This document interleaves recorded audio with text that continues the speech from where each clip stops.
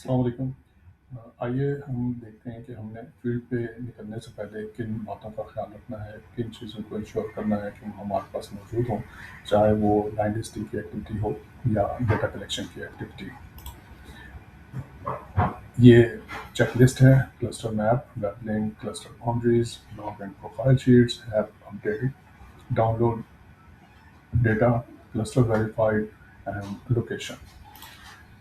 इसमें field material जो है वो आपको हार्ड कॉपी दी जाएगी क्लस्टर मैप की। इसके अलावा क्लस्टर लॉग शीट और क्लस्टर प्रोफाइल शीट आपके पास होनी चाहिए। ये दोनों शीट डैशबोर्ड के ज़रिए डाउनलोड होंगी।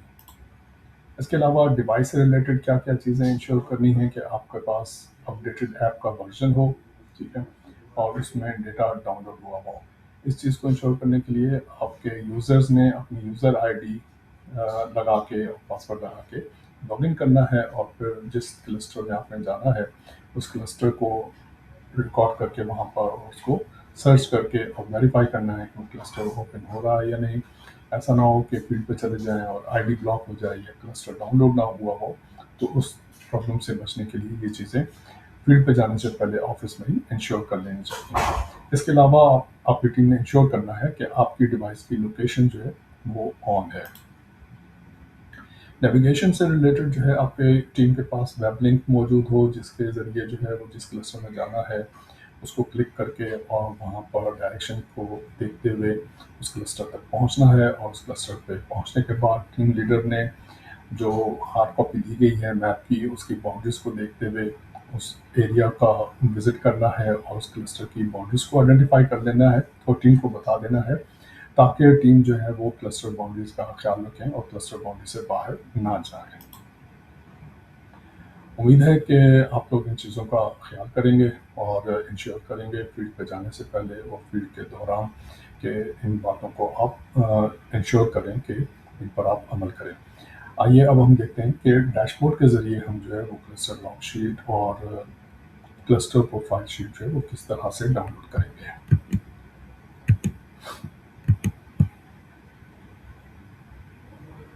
ये हमारा जो है वो डैशबोर्ड की स्क्रीन है। आप लाइन लिस्टिंग प्रोग्रेस पे जाएंगे। जिस डिस्ट्रिक्ट में भी जिस प्रोविंस में काम कर रहे हैं उस प्रोविंस पे आप क्लिक करेंगे।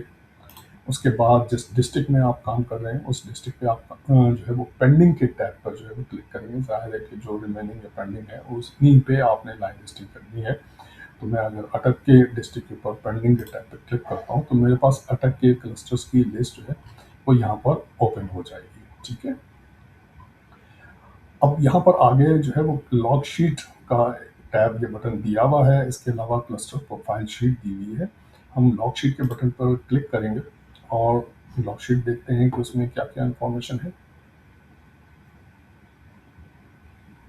ये क्लस्टर की लॉग शीट है जो कोई लाइन लिस्टिंग और डेटा कलेक्शन दोनों एक्टिविटी के दौरान इसको अपडेट किया जाएगा। आपने एरिया का नाम लिखना है। अगर एक टीम लाइन लिस्टिंग कर रही है या दो टीमें लाइन लिस्टिंग कर रही हैं तो उसका टैब का जो भी नंबर उस पर स्टिकर लगाया गया है वो लिख दीजिए।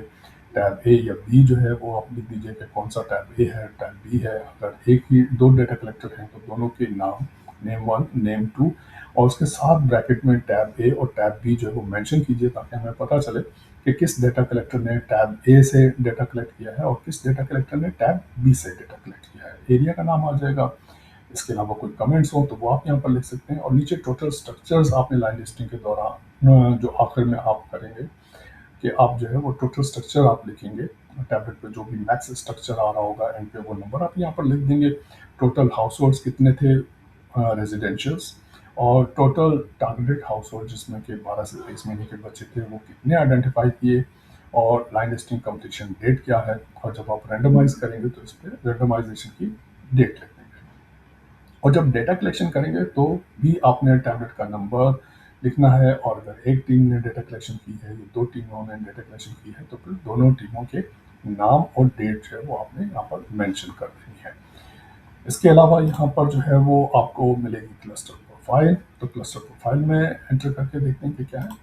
क्लस्टर प्रोफाइल जो है वो क्लस्टर की इंफॉर्मेशन है कि इलाके का क्या नाम है, उसमें वैक्सीनेटर कौन से हैं और सेगमेंट किया है या नहीं। यहाँ पर अगर आपने सेगमेंट किया है उस क्लस्टर को तो आपने लिख देना है कि किस सेगमेंट में कितने घराने हैं, ठीक है। और इसके अलावा लाइन लिस्टिंग के लिए कौन-सा सेगमेंट आप यूज़ कर रहे हैं, 1 सेगमेंट यूज़ कर रहे हैं या 2 सेगमेंट यूज़ कर रहे हैं, आपने यहाँ पर सेगमेंट मेंशन करने हैं। कम्युनिटी लीडर जिससे आपकी बातचीत हुई है इलाके की मालूमात लेने के लिए, यहाँ पर कम्युनिटी लीडर का नाम लिखना है, यहाँ पर उसका कॉन्टैक्ट नंबर लिखना है और यहाँ पर करीबी हेल्थ फैसिलिटी मरकज़ सेहत का नाम क्या है, उसकी टाइप क्या है और फिर इलाके में पोलियो वर्कर, वैक्सीनेटर या सीएसडब्ल्यू विज़िट करते हैं, उनके नाम लिखने हैं और वो कब-कब विज़िट करते हैं, वो आपने यहाँ पर मेंशन करना है। और ये फॉर्म फिल करने के बाद आपने शाम को जब लाइन लिस्टिंग मुकम्मल हो जाएगी, तो इसको टैबलेट के थ्रू इस इन्फॉर्मेशन को वहाँ रिकॉर्ड करना है और डेटा अपलोड करना है। उम्मीद करता हूँ कि आप इन तमाम बातों का ख़्याल रखेंगे। Best of luck.